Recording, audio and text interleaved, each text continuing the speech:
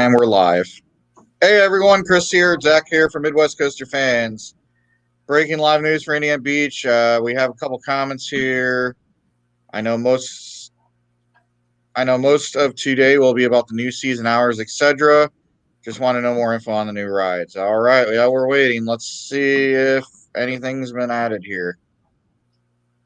Oh, we have sound. Let me he actually went on time. All right. Let me oh man, you gotta be kidding me. The one time they go on time, dude. Yeah. Actually, I'm right on time. All right, let's go here. My name's Tom Christie from Indiana Beach. The purpose of today's video is to just give you guys some updates. We're getting a lot of questions, obviously, and I see there's a lot of chatter going on out there on social media. So just guys want to give you guys an update as to what's going on right now with the park. And again, you guys can have some questions. We'll see if we can get some answers in the chat as well as live on camera. Again, thanks to everybody that's got their 2021 season pass already. Park definitely appreciates that, and just to let you guys know, to continue on, we still do have 2021 season passes available. Those you can grab from our Facebook page. We're creating an online store there. You can renew your pass there. We're going to try and get new passes up there shortly. We also do still have a few ornaments left that are available for purchase on our homepage, as well as through Facebook. Again, passes right now are $59.99. So just let's kick off today. I know we're getting a ton of questions on brick updates, so let's go ahead and give you guys updated with our bricks. What you're looking at right now on your screen is the very first brick that was sold. Our vendor sent us the very first brick so we could review and sign off on it. And again, I know there's a lot of questions, and there's a lot that went into this brick project. There's so many people, obviously, that we need to thank. Not only all of the people that participated in the brick project, but also internal folks. So again, we 100% appreciate the fact that you guys were very, very patient. This was a massive undertaking. It was very, very successful for the park, and we definitely appreciate everybody that participated. So again, what you're looking at here is the very, very first brick that came off the assembly line. Again, we needed to approve this before we moved on with everybody else's order. So mail time back and forth, getting this brick to the beach for our seal of approval definitely took a little bit of time. Bricks are in production. They'll be delivered to the beach probably within, let's say, late January, early February. I know that pushed back some of the emails that you folks received.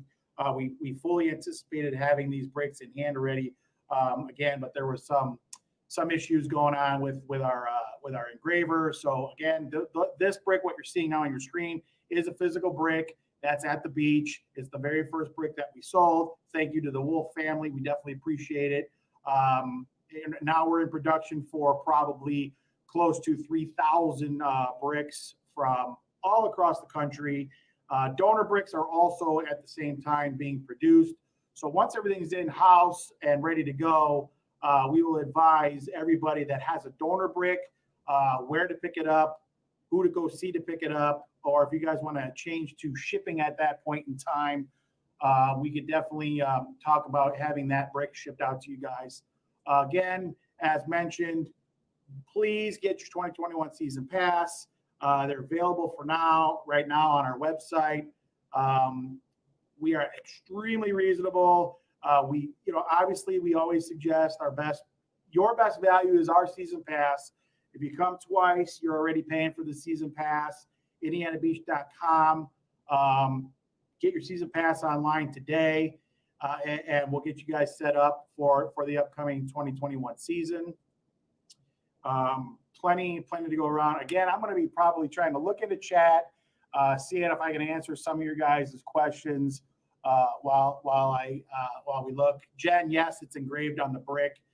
We did have a location picked out, but it turns out that We have a crane that brings out the Tiger coasters, Cornball, and Hoosier Hurricane as well, and that goes into Kittyland 4 times a year. So we're trying to figure out if that's still the best location, or we're possibly looking at another alternative to where we can place those bricks. Again, thank you guys very much. Appreciate it. Bricks are coming, and we'll have them shortly. We will definitely keep you guys posted with some pictures and videos as the bricks are delivered, as we're unloading them, as we're starting to install them. So again, we are expecting all of the bricks to be laid, and that being available on opening day, which is May 22nd. May 22nd is opening day, so make sure you get accommodations booked, season passes ready to go, and get ready for a weekend of fun. 2021 Ballroom Concert Series. As of now, we are shooting to have 6 events, which is typically what the park has done. We can say we have three bands already, 3 shows already booked for you guys. Amazing concerts we're going to have this year. We've got local favorite Hoodoo Crossing. They're going to kick off our Ballroom Series June 26th. Fully Flared will be the opening act. They all tie in together. It's a big family between 2 bands. That's going to be amazing. Get out and see Hoodoo Crossing. July 24th, we've got Batterina Rock Show. We did put their promo video on our events page on our website. That's going to be an amazing experience. 80s rock and roll, hair metal type bands. That's going to be just a great time. That's going to be Saturday. All of our events are Saturdays, starting in June through October. Of course, Strutter's back for our Halloween event, October 30th, and we'll be looking to add a few more bands that are not quite ready to be announced yet, but we do have a couple other bands that are in the works for our Ballroom Series. Again, 6 different bands will be donning the infamous ballroom this year. Skybar again will be hosting live entertainment. Probably be mostly on Saturdays throughout the season, working on all those dates as well right now. Local fan favorite, Mr. Funny Man, will be back a couple of times this year. Bands that we already have booked, Philo Bedeau, Ancient Summer, which came on the scene last year for Indiana Beach, did an amazing job, came out and did a handful of shows for us.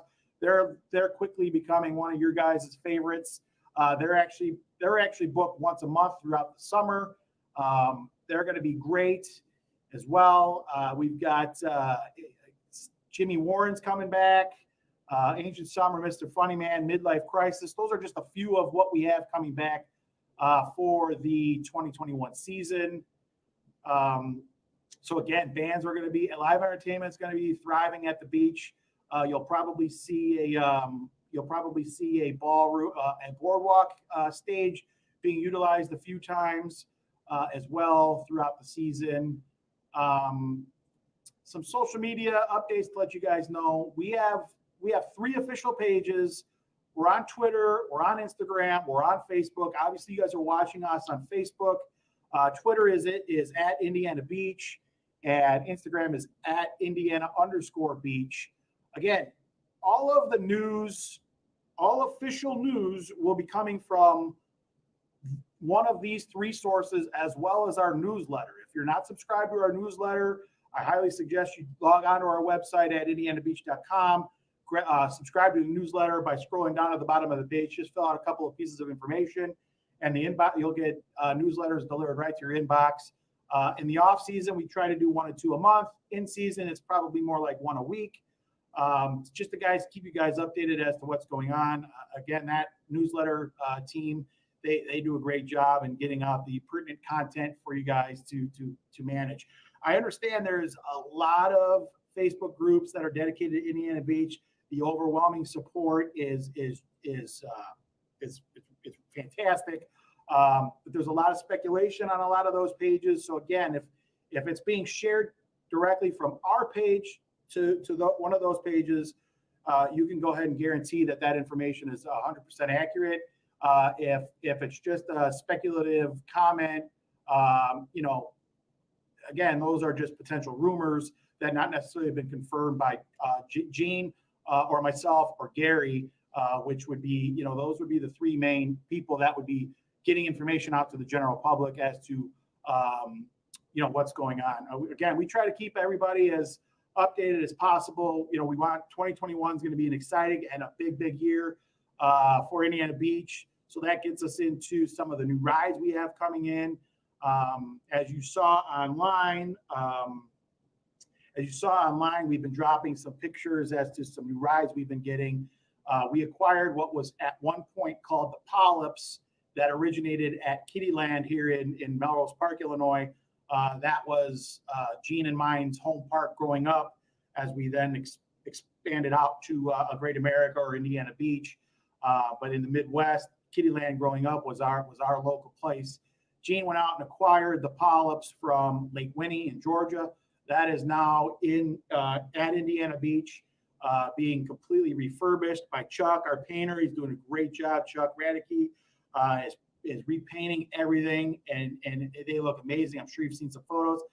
As you can see, the concrete pad has been poured for what we're going to be calling the Sea Warrior. It's going to be the Sea Warrior. If you look to your right of your screen right now, you're going to see the original nameplate of this ride from Klaus.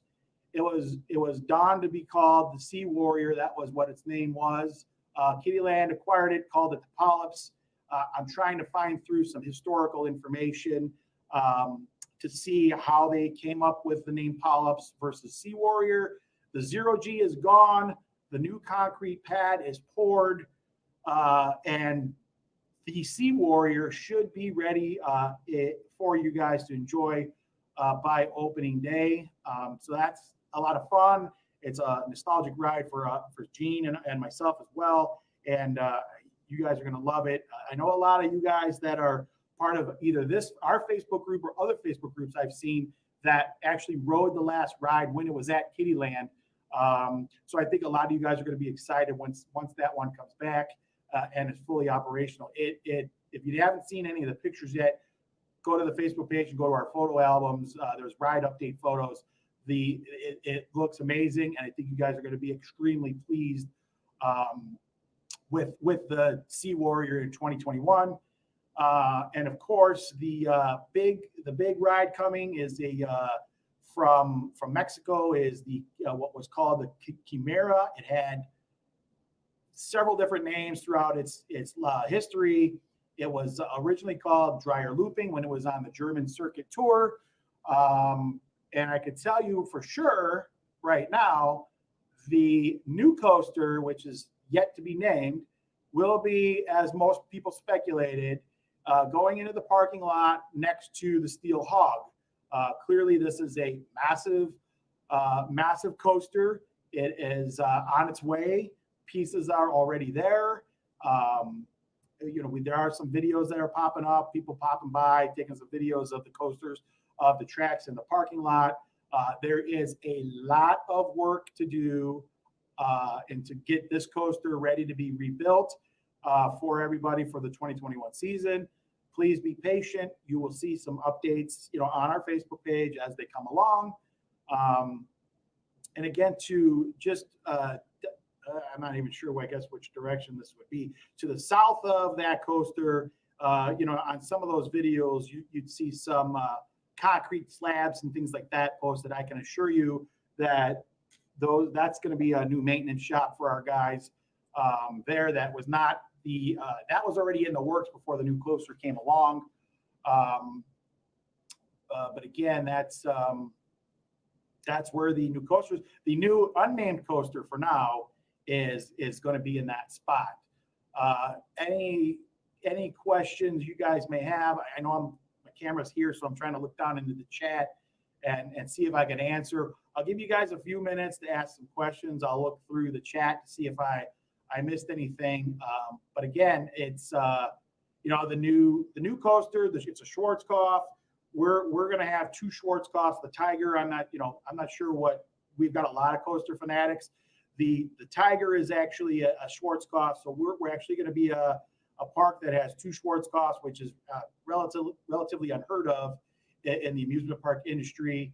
So once that ride is installed and ready to rock and roll, you coaster fanatics are going to be in love coming to the park.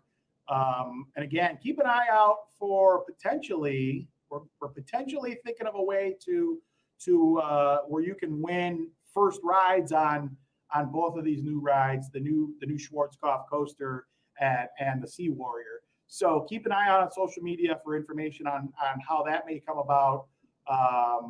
And again, first rides on those, you have something to brag about to your friends and things like that. So again, I'll look in the chat and see if there's any questions here, and I will repeat some of the stuff that we went over, because I see a lot of people are joining in and typing in the chat and asking. I see a question: spectator ticket. There's no spectator ticket. It's we do offer a daily admission ticket. Our prices are in line or better than pretty much any amusement park, not only our size or in our class, but a lot of the smaller ones and a lot of the bigger ones. So our ticket prices are fantastic. If you're a resident of White County and or Monticello, we obviously strongly urge that you get a season pass, because as soon as you come a second time, you've already paid for the pass. And then if you come 5, 6 times, you're getting down to essentially $5, $6, $7 to get in to the park. So again, season pass is always our best value. White County residents on a daily admission ticket will have a discounted price versus our normal daily admission tickets. So we'll have a daily admission ticket. You're not going to have again. There's no spectator. There's really no way for us to monitor who's a spectator and who's riding rides. So and that's been that way for since at least 2016 when there was a previous owner. So those days, unfortunately, are long gone. We appreciate and love the support that we get from everybody. So please, come out once, get the daily admission ticket, come out twice, get your season passes. 60 plus will have a separate price point, which is extremely inexpensive at $19.99 a ticket. I see some questions about the campgrounds. There's, as you're aware, the cable's gone from the campgrounds. We do have boat docks at the campgrounds. I think those are all. There's probably a waiting list to get a boat slip at the campground side, and so hopefully that answers those questions there. There's plenty. Back to the spectator pass real quick. We get a lot of questions, emails. I'm only going to come in and walk. There's plenty to do that are not necessarily you're going to just go sit on a roller coaster. The Schaefer Queen is a free complimentary boat ride. The train ride, the gondola, cable cars. So there's plenty to do for those that are not fanaticals about the roller coasters or the Sea Warrior or the Paratrooper or the Air Crow. There's or the water slides for that matter. You're getting you have access to the beach, you have access to the pool, the water park, the water slides. There's really a lot to do, and so for those that say they're not going to come in and ride rides, that's great. There is a lot to do other than quote unquote the rides. So feel free to come in and use all the amenities we have that fit what you can't do. There are things that you can do to enjoy your day at Indiana Beach. Schaefer Queen, for one, is obviously a big deal. Fireworks are coming back again. Obviously, we're going to have July 4th fireworks. We're working on the rest of the dates right now. Gary is working on our operating calendar for the 2021 season. It seems like fireworks are going to be most likely Memorial Day, Sunday, July 4th, then the remaining 4 Wednesdays in the month of July, and then Labor Day weekend probably on the Sunday. So we're going to have 7 days where we'll have fireworks for you guys available as well. I forgot the antique cars as well. Thanks for pointing that out, Debbie. Yeah, absolutely. Antique cars tie in with very, very low impact rides that if you don't want to ride, again, the big rides, the coasters and the log flume and those types of things. Antique cars, the train ride, the Queen Schaefer, all very, very nice, relaxing rides for a beautiful day at Indiana Beach. I saw someone up. Let's see. The Sky Room is under construction. We are definitely planning on, that's definitely on the docket for the 2021 season to have that Sky Room back open for a good menu.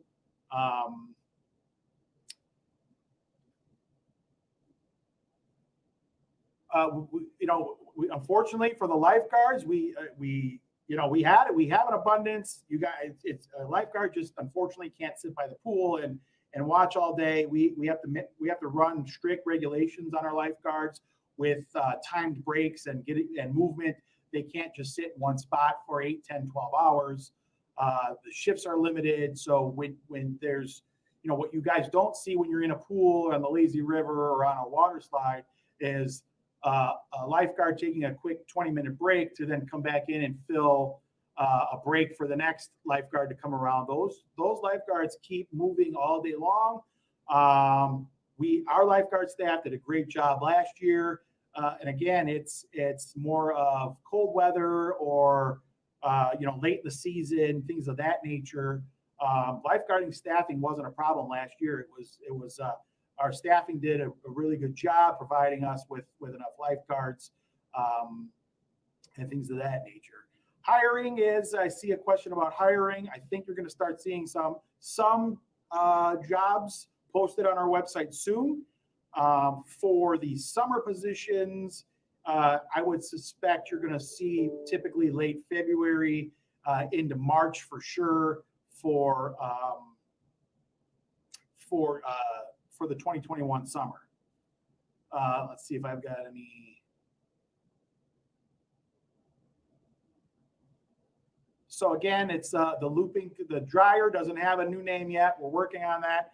We'll go over again one more time. I plan on to be about 12:30. So here's what we have. 2021 season passes are available. Obviously, that's always the recommended way to go to Indiana Beach. If you're coming more than once, if you're staying a weekend, obviously you get the pass, and there's a small discount available. There's a discount available on your lodging if you're a season pass holder. Typically, that savings almost pays for your pass itself. Bricks are in production right now. We expect to have those at the park probably early February. What you're looking at here is the actual first brick sold and fabricated. This is at the beach already. We just, again, had to sign off on this to get the other bricks in production and ready to roll. So those are wrapping up probably next week and will be delivered, like I said, early February. 2021 concert series, we're going to have 6 concerts at the ballroom this year at a minimum, 3 of which dates are already set. All of that information is under the events tab on our website. Skybar's booking bands 2 for Saturdays pretty much throughout the season. Skybar has its own Facebook page. If you're not liking that page already, please do so. Entertainment events are up on that page as well.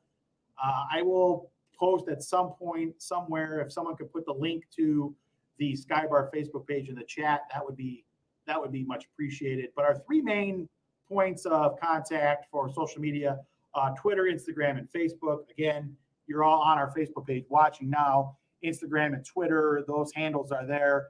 Highly recommend signing up to those.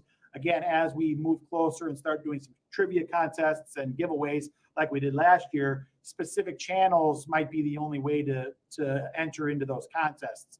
So again, Twitter at Indiana Beach, Instagram is Indiana_Beach, and then obviously you're on our Facebook page. The polyps have been named the Sea Warrior. That's going to where the 0G was. Foundation's already there. That ride's getting set to be installed. I'm actually going down to the beach tomorrow and Thursday. And if for some odd reason there's any additional construction, I believe right now we're waiting for the concrete to cure.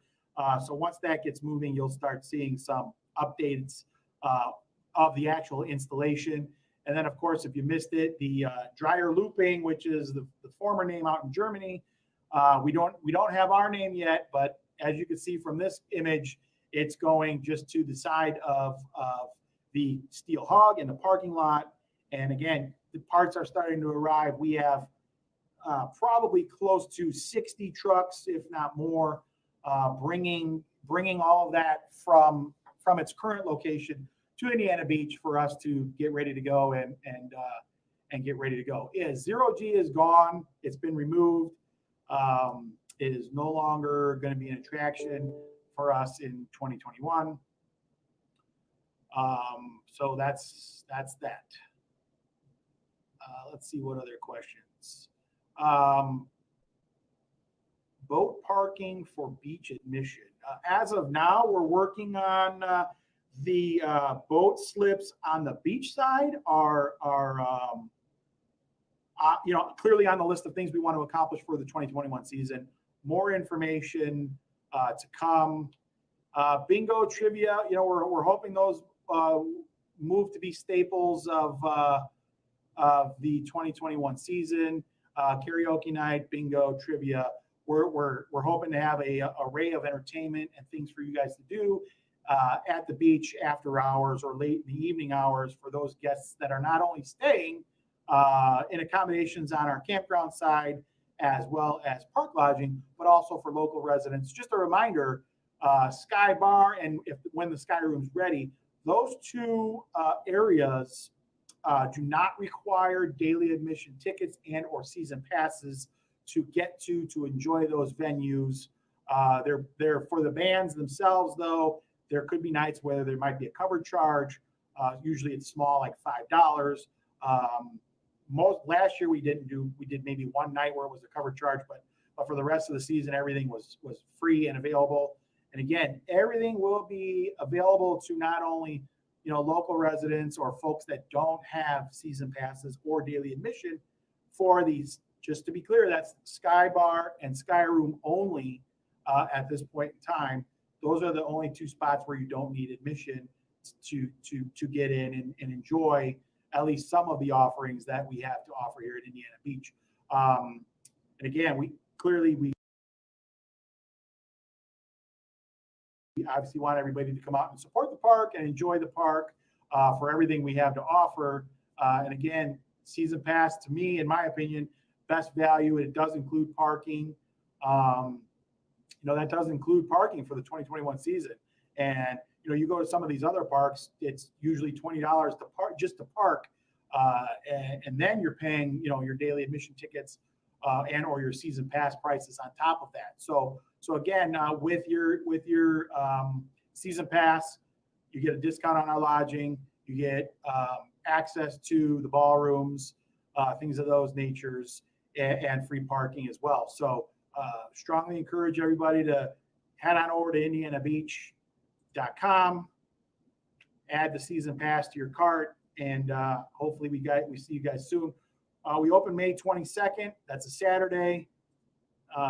So again, we'll see you guys on Saturday. Falling Star right now is still, where it's going to be. So that's we fully intend on that being there in 2021. We have no plans to get rid of that for at least the 2021 season. Can't speak on beyond 2021 because we might be bringing other items in that that may ultimately end up replacing it, but I can't confirm nor deny any of that information because it's just not really available as I understand.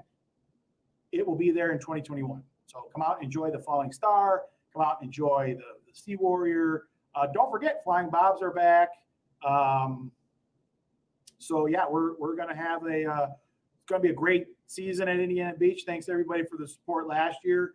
Shortened season, but hope you guys enjoyed the updates that were done in a very, very short period of time. I can't express enough how great our maintenance team is down here at Indiana Beach. The painters, the ride guys, and everybody in between.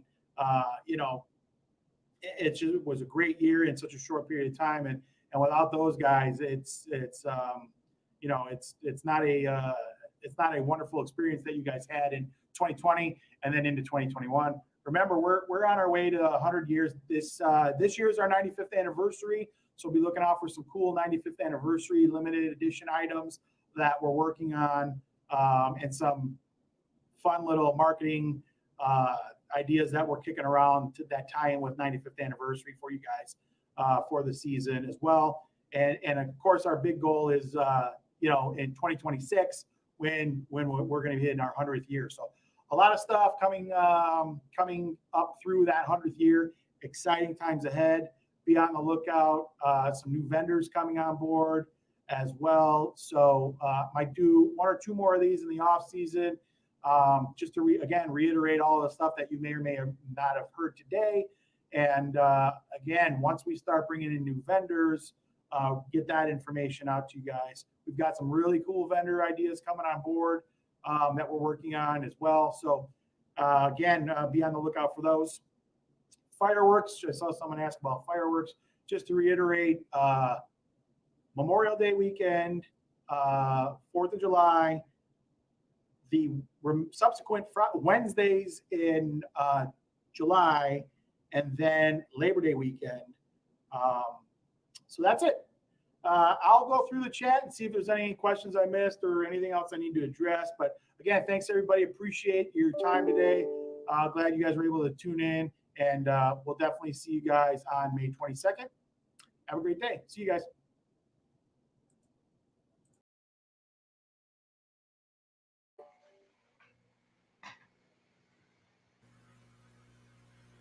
Hey everyone, we're back. So we have some information. Somebody's thank you on sending him alerts. I'm guessing that's Zach's. Wait, what? I think I could hear you clicking a lot. I have my mic turned off, so. I turned it back on. All right. So yeah, we're back here again. We're just sharing some information with you guys that we know of. As I was sharing on here, Polyps, which used to be formerly at Kittyland in Melrose Park, Illinois, it went defunct. It moved over to Lake Winnie, and it was called Sea Warrior. It will be called Sea Warrior, and it should be ready by opening day, according to Tom. Also, the new coaster is yet to be named. I don't know why it's not letting me click on it. And as you saw from our updates, it is going in where we said it was going in at. I think one of the channels or pages that he was talking about is probably us, since that's usually the majority of where everybody gets their information from. But of course, he's not going to call anybody out on that. So it's good free publicity for the park. And maybe that's why they're not doing updates on what's going on with it, because we're but I'm going to go ahead and do a quick overlay here. So those of you that didn't see the other video, which I'll put in the description below, giving the latest update, I'm going to go ahead and share these photos that I took over on Sunday. So you can look here and you can see there's a lot of track pieces out on site. I believe when I did this, I counted like close to 20 pieces or more on site. You could see a couple pieces of the upper parts of the loops. So that means the other parts are probably arriving, and they are in sight here. And if you wanted to go drive by there yourself, feel free to. It's a county road that runs next to this fence, so you can see it for yourself. There's nothing private about what we're sharing here. And you can see another picture here. Let me take off this. There we go. Now you could actually see this a lot better. Yeah, so that'll give you 3 pieces of a loop there, so. Yeah. I think kind of 10 in the video, so. That's still quite a track though, but that's nowhere close to the mountain there. Yeah. It's massive. It's like what? I think it's nearly 4 feet long. Like, it's a big coaster. It is. We go over the dimensions here in a second. Yeah, it's I think in the top 3 largest portable coasters ever made, so it's a really big coaster. Yeah, it's 115 feet tall. I know that. Maintenance building is under construction. That's from E.M. Staples, which is Eugene Staples' son. What going other coaster? I don't know what that means. I'm guessing what he's saying is that I'm guessing what that guy was talking about is that he's asking, what about the other coaster? There is no other coaster that has been formally announced yet. That's speculation and rumor that was actually started by Coaster Nation. And they got the rumor from somebody else. There's a bunch of rumors going around that they bought the shuttle coaster that was at the same park. That has not been verified. From what we understand, it's a ground up coaster. It's not a relocated coaster. That would mean the park would have 3, and we just don't see that the park has the space for that type of length anywhere right now. So I don't see where they would be able to fit that at, because looking at the map, and I could bring it up here in a second, there is no space for that shuttle loop that everybody keeps on claiming that Indiana Beach is going to add, unless they get rid of the VIP parking lot that they have currently. So, other coaster for 2022, love not me, LOL. I don't know. These sometimes people's comments don't make any sense to me, but I'm not going to put some of these comments on here because they don't serve them. I'll put Christopher Martin's on here. He's asking about the other coaster for 2022. Indiana Beach has not formally announced it yet.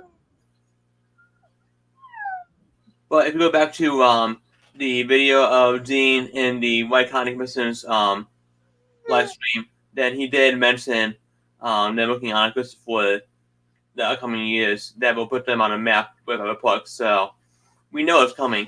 We don't know what it is, though. Yeah, that's what makes me think that it's not a relocated coaster. A relocated coaster is not going to put you on the map.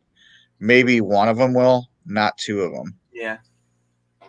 Even though there's a lot of good classical coasters out there, I think there's a lot of good old classic coasters that are fine with. I think there's a lot of coasters out there that, like I said, are used coasters that would be great to add there. But I think what you're putting yourself at is a position. So if you keep on, like me and you talked about before, if you keep on adding used coasters that are 30 plus years old, they look great, they sound great, but the maintenance on them could end up costing the park more money in the long run. Yeah. I mean, look back to monthly, we're buying used stuff, but for now, that's getting one large used coaster is what they really need, because they can't have the time to get a new coaster for this coming year. Obviously, so buying used is the way to go. Yeah, and I agree on that, because usually, like we talk about in the industry, it takes between 2 to 3 years for them to design the plans, come up with a mock design, find the location, the financing, and then finally they're able to announce it and construct it in the park. So this gives the park a solid over 2 years to have it constructed and opened. So from what we're hearing, they have the money. I heard they're relocating Phoenix again to Indiana Beach. Not really.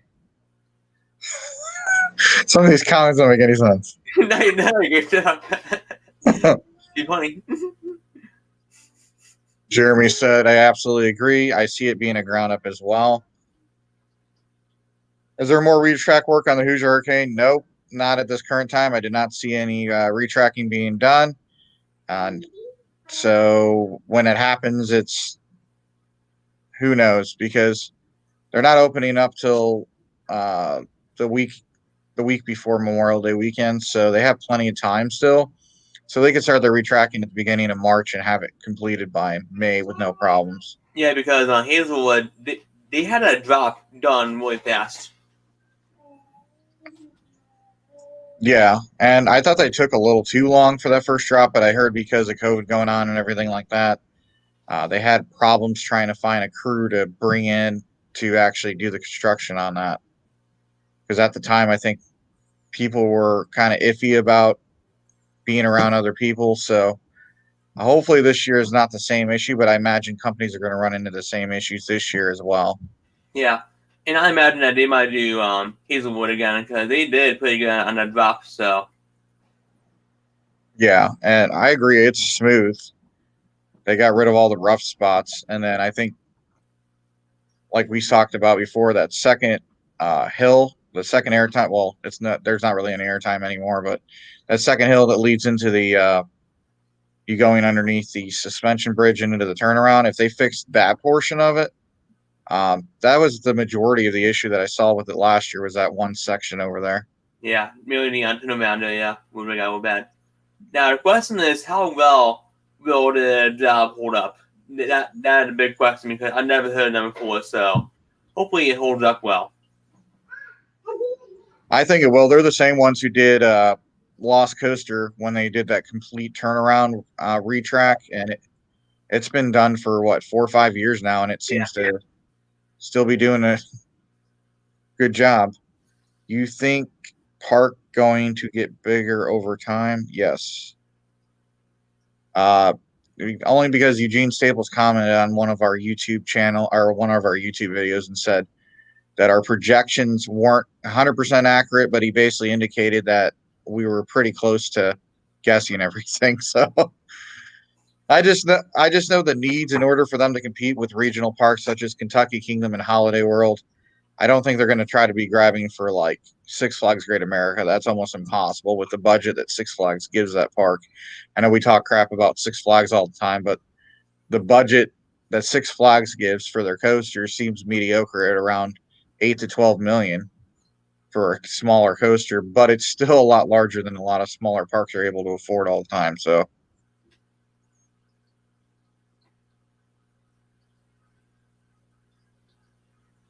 oh, okay. And that was Tom who was talking, and he's basically the media slash PR director for Indiana Beach. He was also talking about Gary. What's up, Mike? How are you guys doing today? And then Gary basically was the general manager under Apex. They retained him. I saw Gary around the park a lot last year, and he does a really good job communicating and talking to people. They decided to keep him an extra year. Obviously, it's going well with him. I don't see any problems with it. I saw a lot of people bashing him, but you have to understand when you're under different management, such as when he was under Apex, they might have wanted him to operate at a different part at a different position than what he is now. So now he's more interactive and being able to walk around and greet people. And that's what you want a GM to do. You don't want a GM to just sit in the office and not do anything all day. Yeah. We have a lot of parks that do that, and a lot of people don't even know the GM. We were at a Fun Spot last Wednesday. Myself and Zach were, and we were talking to their media director, and then we ran into the owner of all 3 Fun Spots, which we had no clue we were talking to him because he introduced himself. We were like, he kind of sounds like an owner the way he's talking about it. But he asked us a bunch of questions on how he thinks the new owners of Indiana Beach are doing. And he said, yeah, it's going to take them some time to learn the ropes because they're new owners. And we're all 100. Basically, he said the smaller parks are 100% behind Eugene Staples to give him any advice that he wants. So that was kind of interesting to find out that all the small parks kind of stick together with each other and try to help each other out, which I thought was kind of cool. Yeah, unlike parks like, Six Flags, they're all trying to go into it.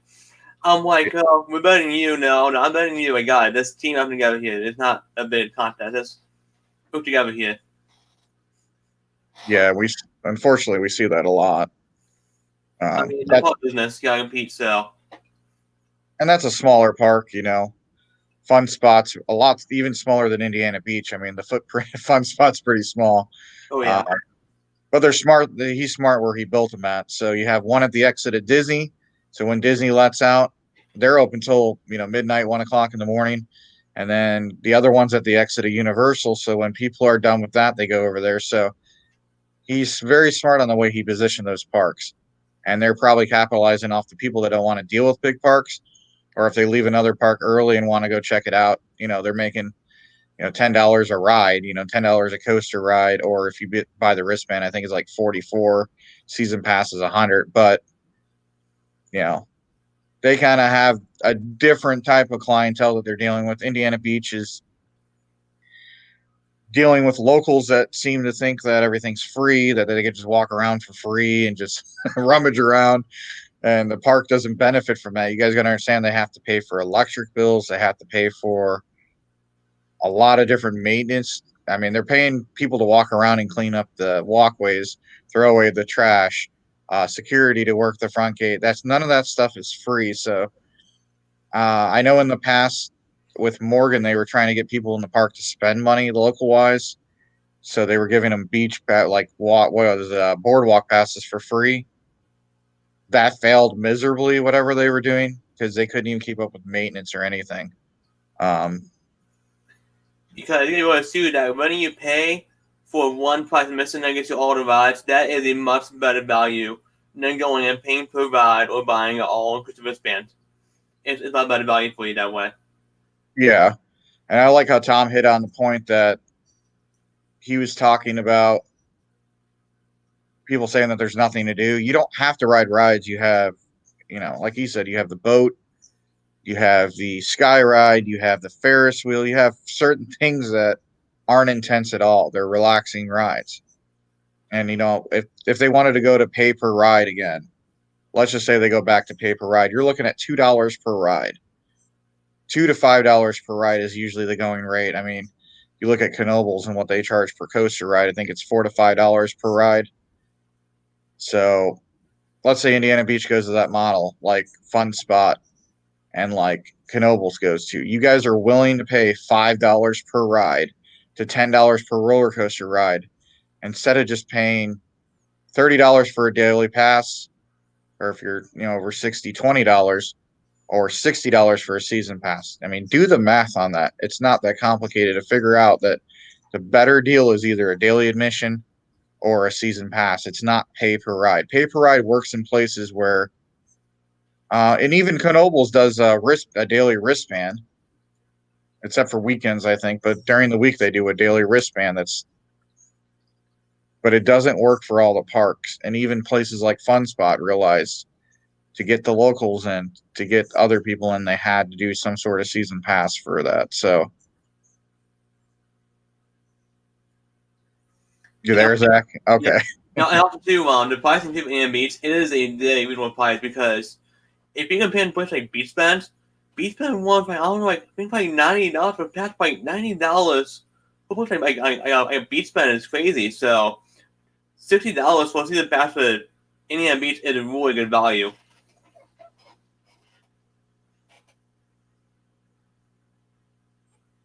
Sorry, I'm just reading some of the comments, and I agree on that.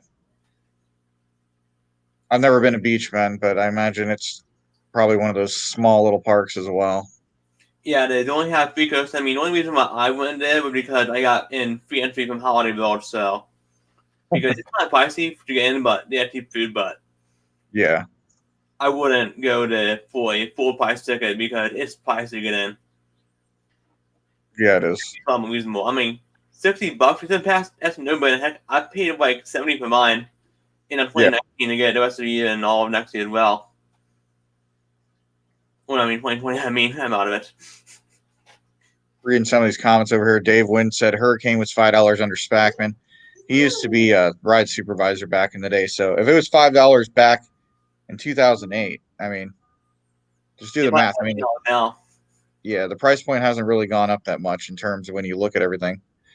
Where would they have space to put a new coaster? The parking lot on the other side of the bridge? I guess they could try to do that. I'm not sure. I think you're looking at possibly the VIP parking lot maybe going away eventually, or half of it at least. And anyway, too, they can also put. They're not building. I mean, look at Tiger Coaster. They put that on top of an enclosed dining area, so you can put a ride on building that's built upwards. True. And if you look at the intimate hot race that going to Australia, that is also being put on top of building. Basically, they're building upwards, not on the ground. You're asking for the orientation of it. So if you look at, let me see if I can find an old picture, and I'll bring it up here in a second. Give me just a second. I'll kind of show you the orientation of it, where it was at in Mexico. So the ride station, most likely, I'm not actually going to bring it up here because it's going to be hard to see because the ride station's not where the coaster's actually positioned at.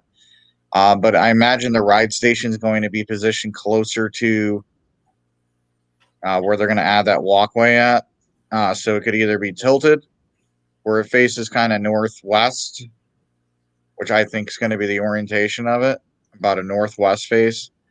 Because obviously, if you look at a map, Indiana beat that parking lot basically widens going northwest, and I don't know. They haven't put in anything yet. I don't know. We're looking at the updates here, so all I could tell you is just pay attention to our updates on Midwest Coaster Fans, and hopefully we see some sort of walkway and some sort of station platform taking form over the next. I don't know.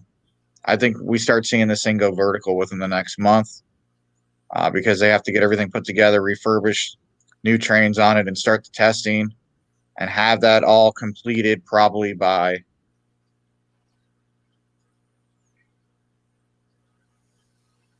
they have to have that completed by the mid-April at the latest, and to just avoid any type of problems with it. So I think they're going to be pushing the timeline. So we might be looking at May 1st when they start the testing.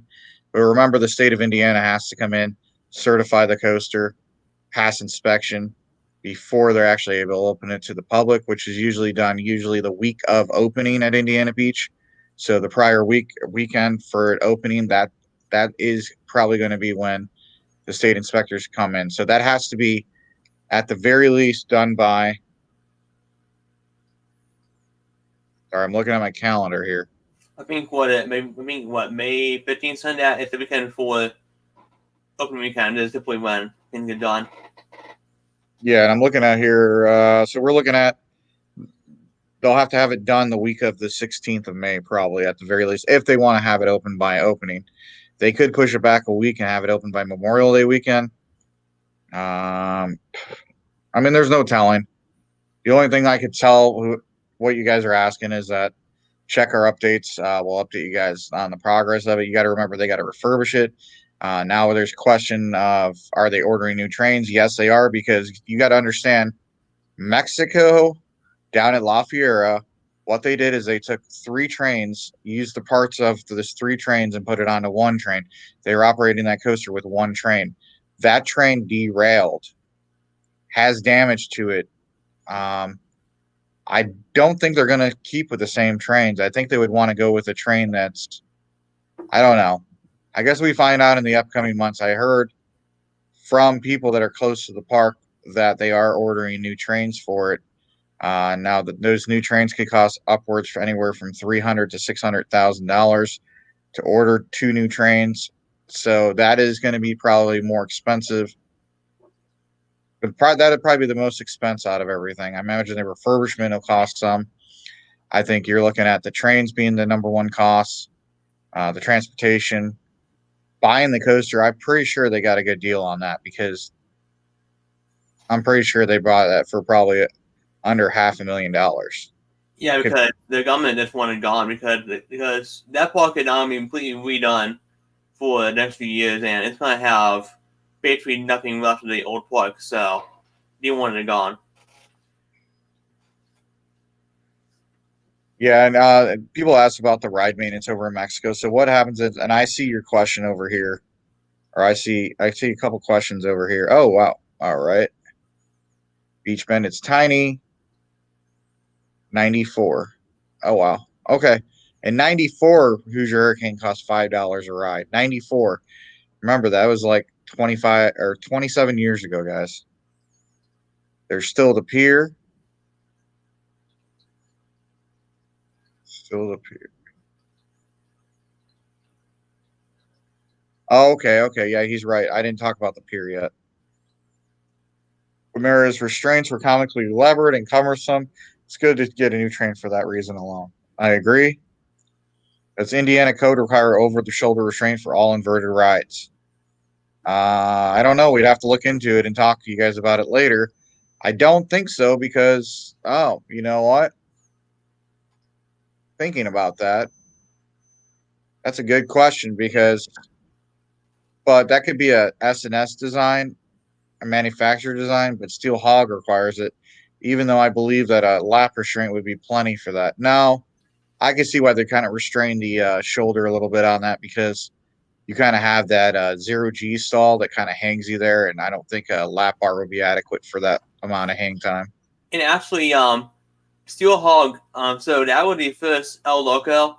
On the El Loco, Sunny El Loco can activate after you have lap bars only. So I think it, at the time, didn't have that option to do lap bars on Steel Hog.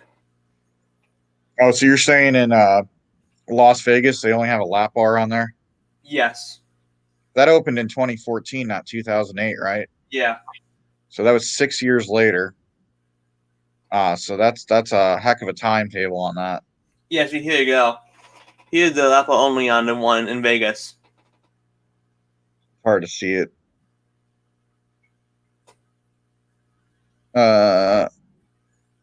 Okay, I see it. Let me see if I can find one to put on the screen. Yeah. Because it's hard to. Also, too, if this coaster going in, once it goes up, it will go up very, very fast, because this was originally a traveling coaster. It was designed to be put up in like less than a week. Yeah, that's the thing with traveling coasters and Schwarzkopf's, is that, Schwarzkopf took the name for. I watched the whole special about that. That's not actually the designer of the coaster. It's kind of interesting to find out. There was a huge war going on during that time on who could build basically the biggest and best traveling coaster. It was kind of interesting that was going on back in the 80s. Yeah, and Schwarzkopf kind of dominated the whole thing. He's known for his really large traveling coasters, because this one is 3,440 feet long, and you have other larger ones too, like Look at Lupin has 5 loops, even longer than this one. They're massive. I'll probably be in stock to see how large it is when I get a chance to see it. So. Oh yeah, I'm excited. We don't have to go all the way to Mexico for it. There's a lap bar that he's talking about. See how these are a little more restraint. It's not like powder keg, and it's not like the ones currently. So you could kind of see it kind of goes over the thighs a little bit to kind of keep you restrained. The seats look a little more comfortable on that one too. Yeah, maybe we could convince the park to get some new trains on Steel Hog. Maybe. If they have that kind of relationship with the park. I'm trying to get rid of this picture here. Here we go. Okay, so for its 35th anniversary, the first looping roller coaster on the East Coast gets 2 brand new trains by Gerstlager Amusement Rides. Both of the new trains are composed of 6 cars holding 4 persons each. Every train features newly designed seats, lap bars, and new running wheels. The trains don't only win riders over with their technical features, but also with their new design. It retains the style of the original trains and gives the coaster a new look in addition. Yeah, that'd be super duper looper if the park got the new trains from Gerstlager. Those are the nice trains. I've ridden them too.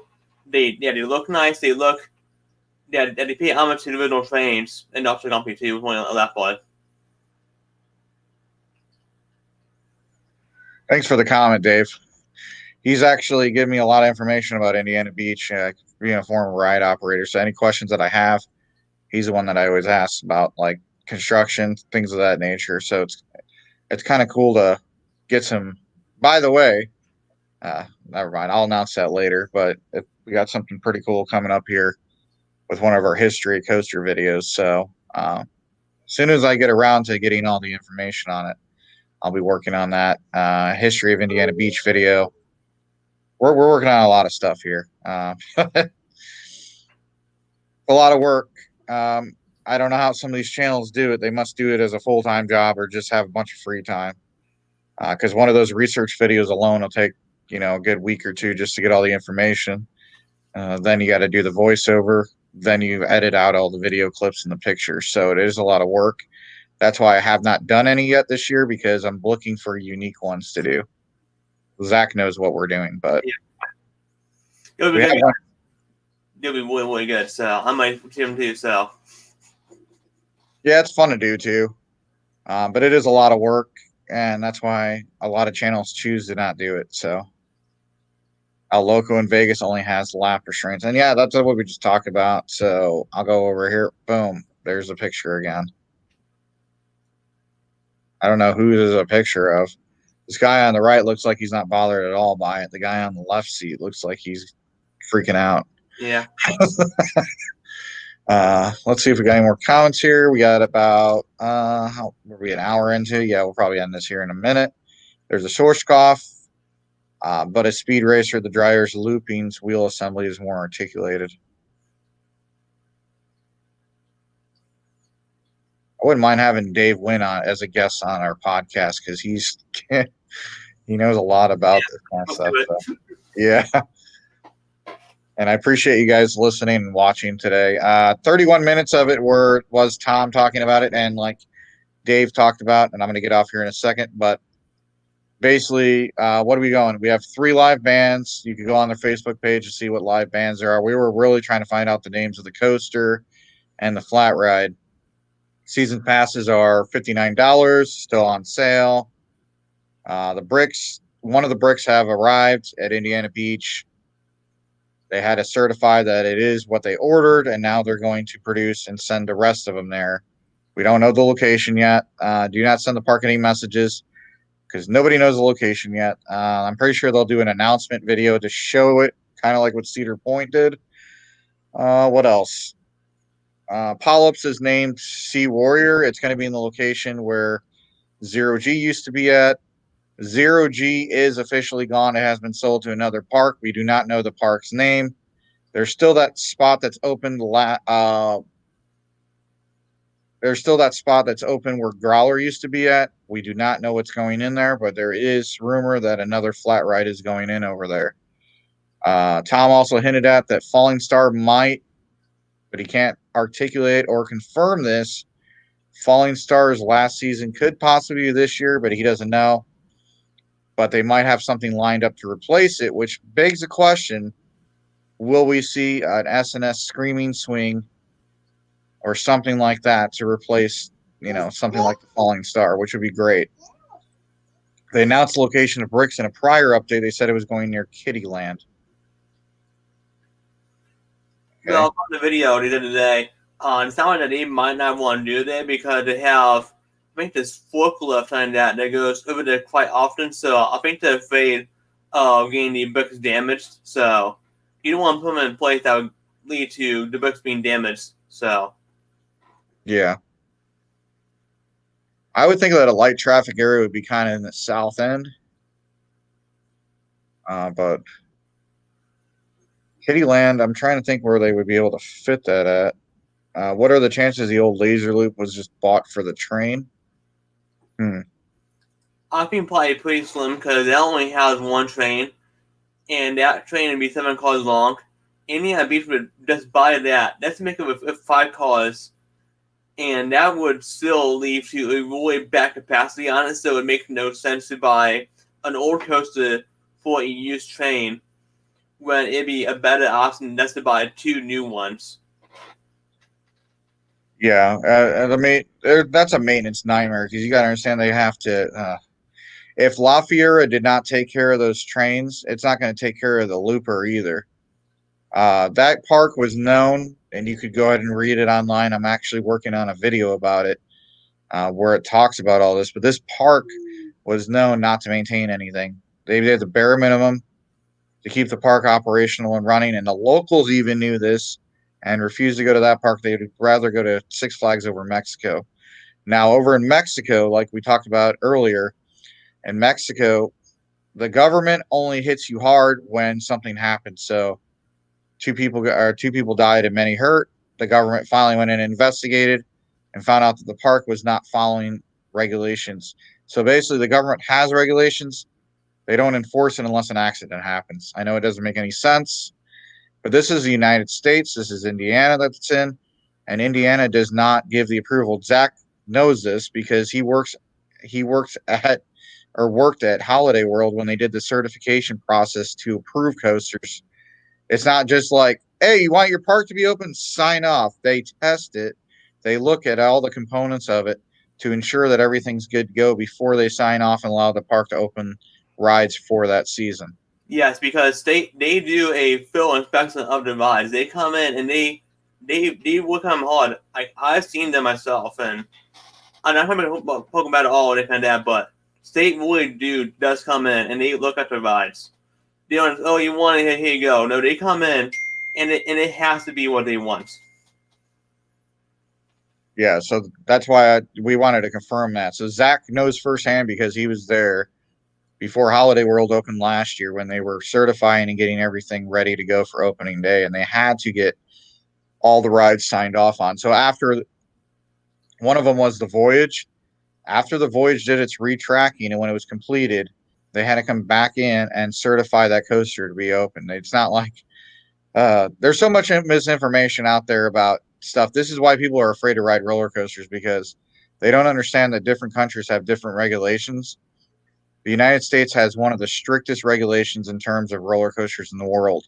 Yeah, and actually in the United States, every state had its own regulations. It's very much in the state.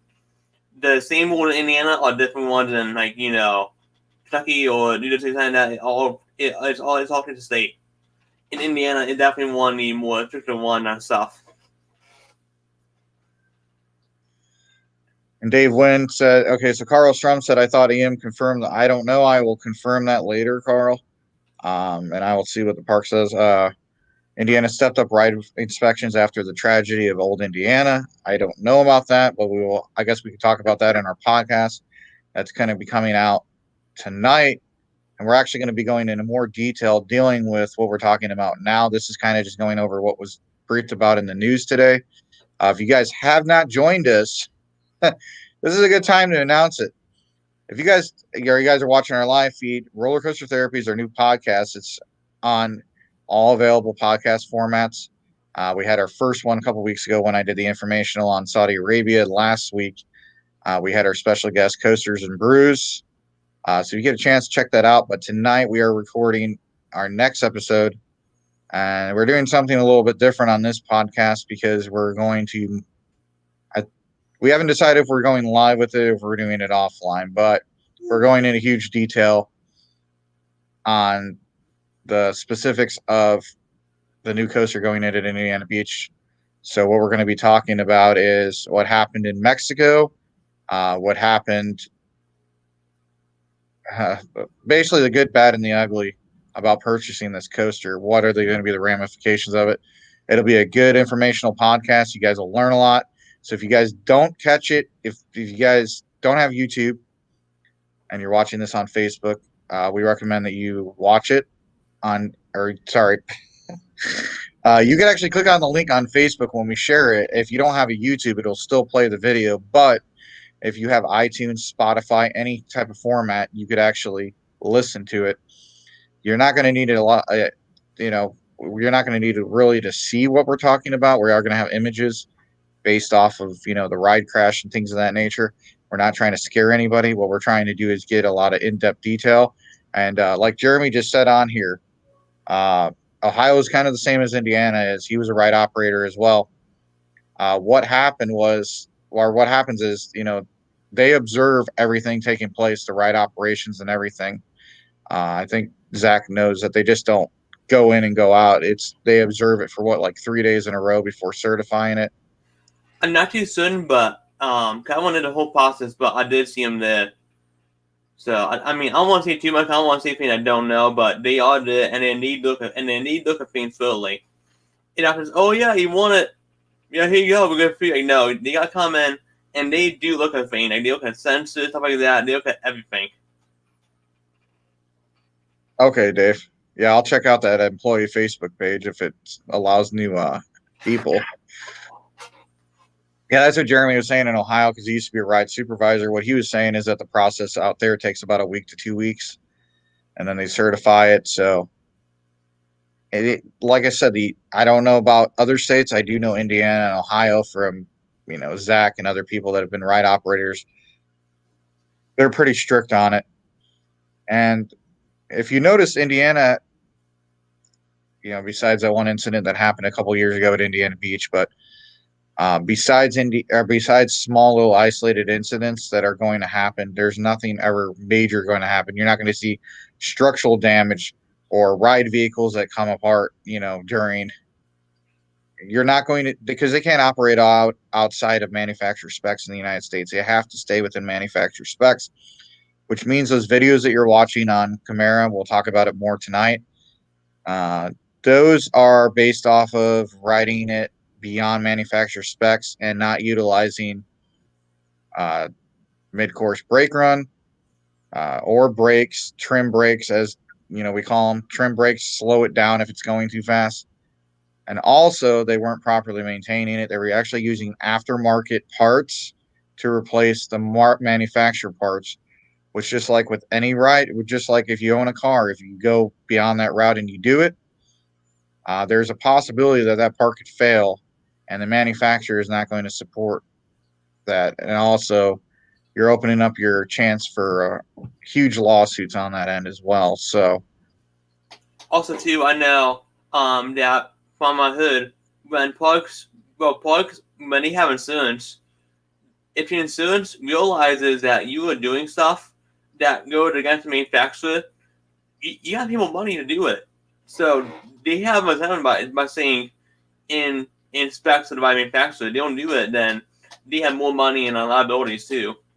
yeah. But all right. Well, we're going to get off here because we have other things to do this afternoon. And thanks for coming on board, Zach, and giving your input as well. And thanks for all the comments on our live video reaction. It'll be posted on YouTube in the next 12 to 14 hours because they're slow on StreamYard. I'm posting it, but you could view it. You could view it live on Facebook or YouTube if you need to go back and watch it. We will be live tonight. We haven't determined a time. We might as well go live, get interaction, get the video going, get talking about it. And maybe that'll eliminate a lot of the misinformation going out on the internet for it. But we'll be live sometime tonight. We're thinking right around 8 p.m. 8 p.m. to 9 p.m. going live for about an hour and a half to 2 hours. So join us then. Thanks again for joining our live feed. Until next time, we're signing off, and you guys have a good rest of your day and join us tonight for episode 3 of Roller Coaster